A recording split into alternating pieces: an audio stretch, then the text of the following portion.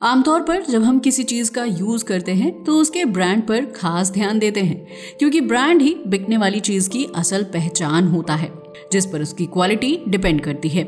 लेकिन क्या आप जानते हैं कि दुनिया में कुछ ऐसे प्रोडक्ट्स भी हैं जिनका निर्माण किसी दूसरे मकसद से किया गया था, लेकिन वर्तमान में उनका यूज ठीक उल्टा हो रहा है। यकीनन आपने इससे पहले इतने मजेदार फैक्ट्स के बारे में नहीं सुना होगा, तो देर किस बात की, आइए शुरू करते हैं ये दिलचस्प वीडियो और जानते हैं प्रोडक्ट्स के निर्माण की असल वजह। कोका कोला का अजब गजब निर्माण। गर्मी के मौसम में प्यास लगे और कोका कोला की ठंडी बोतल फ्रिज से ना निकाली जाए, ऐसा हो ही नहीं सकता। लेकिन क्या आप जानते हैं कि कोका कोला का निर्माण पेय पदार्थ के रूप में नहीं किया गया था, बल्कि इसको बनाने का मकसद कुछ और ही था। साल 1888 में डॉक्टर जॉन पेम्बर्टन ने कोका कोला का आविष्कार किया था ताकि वो अपनी मॉर्फिन लेने की लत को पूरा कर सके। दरअसल डॉक्टर जॉन पेम्बर्टन युद्ध के दौरान लगी चोट को ठीक करने के लिए मॉर्फिन खाते थे, लेकिन दवा के रूप में यूज होने वाली मॉर्फिन की उन्हें लत लग गई। अपनी इसी लत से छुटकारा पाने के लिए उन्होंने कोका कोला का निर्माण किया और उसे फ्रेंच वाइन कोका का नाम दिया। डॉक्टर ने उस ड्रिंक को कोको पाउडर और कैफीन मिलाकर बनाया था, जिसे बाजार में कब्ज दूर करने और खाना पचाने वाली ड्रिंक के रूप में बेचा जाने लगा। इस तरह आम लोगों ने कोका कोला का स्वाद चखना शुरू कर दिया, जिसकी बदौलत डॉक्टर जॉन पेम्बर्टन रातों रात करोड़पति बन गए। इस तरह जब अमेरिका में शराब बंदी हुई तो डॉक्टर जॉन पेम्बर्टन ने कोका कोला को दवा की बजाय सोडा के रूप में बेचना शुरू कर दिया, ताकि शराब पीने वाले लोग भी उनके प्रोडक्ट को पीना शुरू कर दें। इस तरह साल 1903 तक कोका कोला में बिना किसी रोक टोक के सफेद कैफीन पाउडर मिलाया जाता था, जिससे लोगों को नशा होता था। हालांकि इसके बाद कंपनी ने कोको की ताज़ा पत्तियों का यूज करके ड्रिंक बनानी शुरू कर दी, जिससे कोका कोला पीने वाले व्यक्ति को नशा नहीं होता था। इस तरह कोका कोला ने अपना सफर दवा के रूप में शुरू किया था, जो आज सोडा से सॉफ्ट ड्रिंक का दर्जा हासिल कर चुकी है। यकीनन अब कोका कोला में नशीला पदार्थ नहीं मिलाया जाता है, हालांकि इसके स्वाद को बढ़ाने के लिए कई तरह के फ्लेवर्स और गैस ऐड की जाती है। सैनिटरी पैड का आविष्कार। पीरियड्स के दौरान अक्सर महिलाओं का स्वभाव चिड़चिड़ा हो जाता है, क्योंकि उन्हें बदलते हार्मोन्स और दर्द की प्रक्रिया से गुजरना पड़ता है। इस दौरान महिलाएं रक्त के रिसाव को रोकने के लिए सैनिटरी पैड का यूज करती हैं। लेकिन क्या आप जानते हैं कि सैनिटरी पैड्स का इतिहास प्रथम विश्व युद्ध जितना पुराना है? जी हाँ, आपने बिल्कुल सही सुना। प्रथम विश्व युद्ध के दौरान वनस्पति के रेशों और लकड़ी के बुरादे का यूज करके सेल्यूकॉटन नाम का पदार्थ बनाया गया था। वो मटेरियल घायल सैनिकों को बहते खून को रोकने में मददगार साबित होता था, जो वजन में बेहद हल्का था और बहुत ज्यादा नमी सोख लेता था। युद्ध के दौरान सैनिकों को प्राथमिक उपचार देने के लिए सेल्यूकॉटन का निर्माण बड़े पैमाने पर किया जाने लगा, लेकिन युद्ध खत्म होने के बाद उसकी उपयोगिता में कमी आने लगी। किम्बर्ली क्लार्क नाम की कंपनी ने सेल्यूकॉटन से सैनिटरी पैड्स का निर्माण शुरू कर दिया, जिसे महिलाएं पीरियड्स के समय इस्तेमाल करने लगी। सैनिटरी पैड सस्ता, टिकाऊ और आसानी से फेंका जाने वाले प्रोडक्ट था, इसलिए धीरे धीरे इसकी मांग यूरोप के दूसरे देशों में तेजी से बढ़ने लगी। इस तरह 20वीं शताब्दी में महिलाओं की हाइजीन के लिए सैनिटरी पैड ने क्रांति लाने का काम किया था, जिसके तहत 1921 में पहली बार सैनिटरी पैड का विज्ञापन जारी किया गया था। हालांकि शुरुआत में सैनिटरी पैड्स को बेचना और खरीदना बहुत ही मुश्किल काम होता था, क्योंकि कोई भी पीरियड्स के बारे में खुलकर बात नहीं करना चाहता था। इसलिए स्टोर्स में सैनिटरी पैड्स के लिए एक अलग डिब्बा रखा जाता था, जिसमें महिलाएं पैसे डालती थीं और अपने इस्तेमाल की चीज बॉक्स से निकाल लेती थीं। इसलिए बनाया गया था लाइजॉल।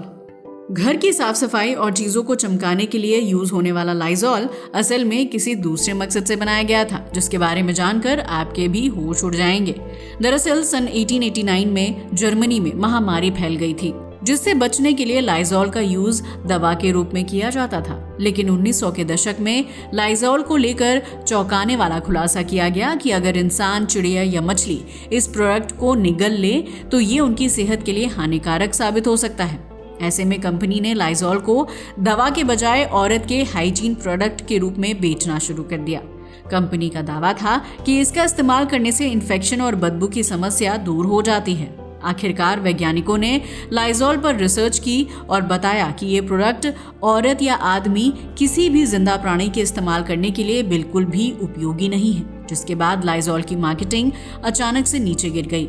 हालांकि कंपनी ने फिर भी हार नहीं मानी और अपने प्रोडक्ट को क्लीनिंग एजेंट के रूप में बेचना शुरू कर दिया, ताकि इंसान न सही घर की साफ सफाई करने के लिए लाइजॉल का इस्तेमाल किया जा सके। अब तो आप समझ ही गए होंगे कि इतना लंबा सफर तय करने के बावजूद भी लाइजॉल आज भी बाजार में अपनी पकड़ कैसे बनाए हुए है, क्योंकि इसका निर्माण करने वाली कंपनी बहुत ही अड़ियल है और अपने प्रोडक्ट को किसी भी कीमत पर बनाना बंद नहीं कर सकती। वैसलीन के निर्माण की असल वजह।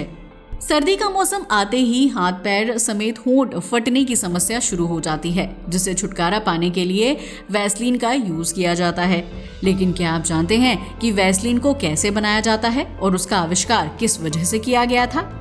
दरअसल सन 1850 में प्राकृतिक तेल के साथ साथ रॉड वैक्स नाम का पदार्थ भी बाहर निकलता था, जो सफेद रंग का एक मुलायम पदार्थ था।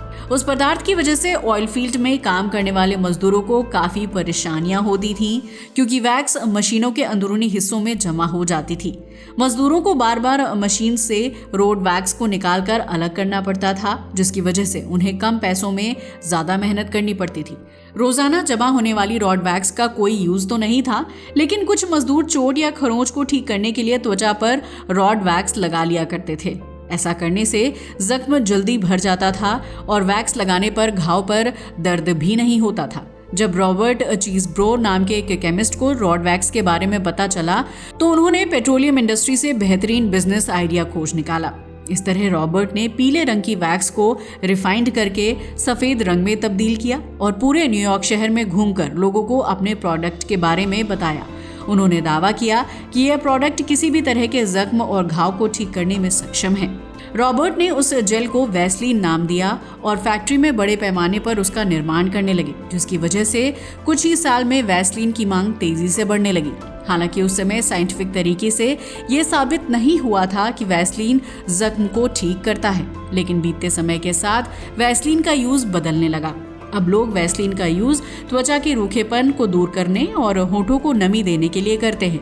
हालांकि रॉबर्ट को अपने प्रोडक्ट पर इतना भरोसा था कि उन्होंने अपने जीवन के अंतिम दिनों में मौत से बचने के लिए रोजाना वैसलीन खाना शुरू कर दिया था। लेकिन मौत के आगे किसी का बस नहीं चलता, लिहाजा वैसलीन खाने के बावजूद भी रॉबर्ट की मौत हो गई। The bubble wrap. अगर आप ऑनलाइन शॉपिंग करते हैं और कांच समेत कोई कीमती चीज ऑर्डर करते हैं, तो वो प्रोडक्ट बबल रैप में लिपटा हुआ आता है। लेकिन क्या आपने कभी सोचा है कि आखिर बबल रैप का आविष्कार कब और कैसे हुआ होगा, जिसके बबल फोड़ने में बहुत मजा आता है? दरअसल साल 1957 में अल्फ्रेड डब्ल्यू फिफ्डिंग और मार्क चेविन्स नाम के दो वैज्ञानिक खास तरह का वॉलपेपर बनाना चाहते थे, जो दिखने में अलग और आकर्षक लगे। ऐसे में उन्होंने प्लास्टिक की दो शीट्स को गर्म करके आपस में जोड़ दिया, जिसकी वजह से बबल वाली शीट का निर्माण हो गया। लेकिन बबल वाली उस शीट को इंटीरियर डिजाइन की दुनिया में कुछ खास पसंद नहीं किया गया, जिसकी वजह से बेहतरीन वॉलपेपर बनाने का आइडिया फ्लॉप हो गया। बबल शीट वजन में हल्की होने के साथ साथ तापमान को बनाए रखने में मददगार साबित हो रही थी। ऐसे में ग्रीन हाउस को बनाने के लिए बबल शीट्स का इस्तेमाल किया जाने लगा। हालांकि इस फील्ड में भी बबल शीट को ज्यादा कामयाबी नहीं मिली, जिसके बाद साल 1961 में बबल शीट को पैकिंग मटेरियल के रूप में बाजार में बेचा जाने लगा। बबल रैप वजन में हल्का था, इसलिए उसके जरिए प्रोडक्ट को कवर करके एक जगह से दूसरी जगह ले जाना काफी आसान हो गया, जिसकी वजह से मार्केट में इसकी मांग तेजी से बढ़ने लगी। वर्तमान में बड़ी से बड़ी और छोटी से छोटी चीज को सुरक्षित डिलीवर करने के लिए बबल रैप पैकिंग का यूज किया जाता है, जिसके बबल फोड़ने का अपना एक अलग ही मजा है। यकीनन बबल रैप इंटीरियर की दुनिया में कुछ खास कमाल नहीं दिखा पाया, लेकिन इसका वर्तमान में हो रहा यूज भी काफी मुनाफे भरा बिजनेस है। पोस्ट-इट नोट्स का आविष्कार। साल 1968 में डॉक्टर स्पेंसर सिल्वर जबरदस्त मजबूती वाली गोंद का निर्माण कर रहे थे, ताकि किसी भी चीज को आसानी से जोड़ा जा सके। लेकिन उन्होंने मजबूत के बजाय कमजोर गोंद का आविष्कार कर दिया, जो प्रेशर को झेलने में सक्षम नहीं थी। ऐसे में डॉक्टर स्पेंसर सिल्वर अपनी बनाई गई गोंद को प्रमोट करने में लग गए, ताकि कंपनीज उनका उपयोग करना शुरू कर दें।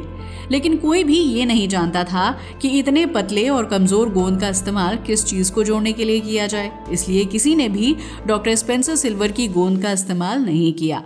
इस तरह समय बीतता चला गया और साल 1974 में डॉक्टर स्पेंसर सिल्वर के एक सहकर्मी ने अपनी बुक में पन्ने को मार्क करने के लिए उस गोंद का इस्तेमाल किया जो आसानी से लग जाती थी और आसानी से छूट भी जाती थी। इस तरह डॉक्टर स्पेंसर सिल्वर को अपनी गोंद को पोस्ट-इट नोट्स की तरह यूज करने का बेहतरीन आइडिया मिल गया, जिसका इस्तेमाल छोटे नोट्स बनाने और बोर्ड या फ्रिज पर उन्हें चिपकाने के लिए किया जाने लगा। इसके बाद साल 1977 में डॉक्टर स्पेंसर सिल्वर की बनाई गई गोंद बुकमार्क और नोट्स के लिए इस्तेमाल होने लगी, जिसकी बाजार में मांग भी तेजी से बढ़ने लगी। आज स्टूडेंट से लेकर डॉक्टर तक हर व्यक्ति चीजों को याद रखने के लिए पोस्ट नोट्स का यूज करते हैं, जो गलती से बनाया गया प्रोडक्ट है। माउथ वॉश के निर्माण की असल वजह। आप में से बहुत से लोग अपनी सांसों को ताज़ा रखने और मुंह की सफाई के लिए माउथ वॉश लिक्विड का यूज करते होंगे, जिसके ढेर सारे ब्रांड बाजार में हैं। लेकिन क्या आपको माउथ वॉश का निर्माण किए जाने की असल वजह पता है? अगर नहीं तो अब आप इसके इतिहास को अच्छी तरह से समझने के लिए तैयार हो जाइए। दरअसल साल 1865 में इंग्लिश डॉक्टर जोसेफ लिस्टर ने आधुनिक चिकित्सा को ध्यान में रखते हुए जख्म की पट्टी करते समय कार्बोलिक एसिड का इस्तेमाल करना शुरू कर दिया था। ऐसा करने से जख्म जल्दी ठीक हो जाता था और संक्रमण फैलने की संभावना बहुत ही कम हो जाती थी। जोसेफ लिस्टर के आइडिया से प्रेरित होकर लॉरेंस नाम के डॉक्टर ने अल्कोहल युक्त लिस्ट्रीन नाम के एक नए एंटीसेप्टिक लिक्विड का निर्माण किया था, जो किसी भी तरह के कीटाणुओं को मारने और संक्रमण से बचाव करने की क्षमता रखता था। इस तरह लिस्ट्रीन का इस्तेमाल पहले घाव को साफ करने के लिए किया जाता था, फिर बीतते समय के साथ इस लिक्विड को पानी में मिलाकर पोछा लगाया जाने लगा। साल 1914 में अमेरिका में लिस्ट्रीन को मुंह के कीटाणु मारने और सांसों को ताज़ा रखने वाले प्रोडक्ट के रूप में यूज किया जाने लगा, जो बिना डॉक्टर की सलाह के खरीदा या बेचा जा सकता था। इस तरह लिस्ट्रीन को एक माउथ वॉश के रूप में पहचान मिलनी शुरू हो गई और कंपनी के मालिक ने प्रोडक्ट की बढ़ती मांग को देखते हुए इसके सार्वजनिक विज्ञापन देना भी शुरू कर दिया। वर्तमान में लिस्ट्रीन के अलावा कई ब्रांड्स के माउथ वॉश मार्केट में हैं, जिसे सबसे पहले घाव को साफ करने के मकसद से बनाया गया था। टायर बनाने के लिए किया गया था सिल्ली पुट्टी का आविष्कार। दूसरे विश्व युद्ध के दौरान हिटलर की सेना ने अमेरिका की नाक में दम कर दिया था, क्योंकि उसने अमेरिका को रबर सप्लाई करने वाले ज्यादातर देशों को अपने कब्जे में ले लिया था। ऐसे में अमेरिका में रबर के जरिए बनने वाले टायर, गैस मास्क और सेफ्टी ट्यूब्स के निर्माण में दिक्कत आने लगी, जिससे निपटने के लिए अमेरिकी वैज्ञानिकों ने कृत्रिम रबर बनाने को लेकर रिसर्च शुरू कर दी। ऐसे में वैज्ञानिकों ने सिलिकॉन और बोरिक एसिड की मदद से एक ऐसा पदार्थ बनाया जो रबर की तरह उलझने और खींचने में सक्षम था, लेकिन इस्तेमाल ना होने की स्थिति में वो पूरी तरह से पिघल जाता था। ऐसे में उस पदार्थ का यूज टायर बनाने के बजाय खिलौने बनाने के लिए किया जाने लगा, जिसे सिल्ली पुट्टी नाम दिया गया था। इस तरह 50 से 60 के दशक में अमेरिका का हर बच्चा सिल्ली पुट्टी नाम के खिलौने से खेलता था, जिसे गेंद की तरह जमीन पर पटका जा सकता था और रबर की तरह खींचकर कोई दूसरा आकार भी दिया जा सकता था। ऐसे में सिल्ली पुट्टी को जिस मकसद से बनाया गया था वो तो पूरा नहीं हो पाया, लेकिन खिलौनों का निर्माण करने वाली कंपनियां इस पदार्थ को बेचकर खूब मालामाल हो गई। दोस्तों, तो ये थे रोजमर्रा की लाइफ में यूज होने वाली कुछ ऐसी चीजें जिन्हें किसी दूसरे मकसद से बनाया गया था, लेकिन आज बाजार में इन्हें किसी और इस्तेमाल के लिए बेचा जा रहा है। क्या आपको इन प्रोडक्ट्स के निर्माण से जुड़ी ये दिलचस्प कहानी पता थी? अगर नहीं तो जल्दी से हमारी वीडियो को लाइक और शेयर कर दीजिए। इसके साथ ही कौन सा प्रोडक्ट सबसे ज्यादा आपको पसंद आया हमें कमेंट करके जरूर बताइएगा। आज के लिए बस इतना ही। जय हिंद दोस्तों।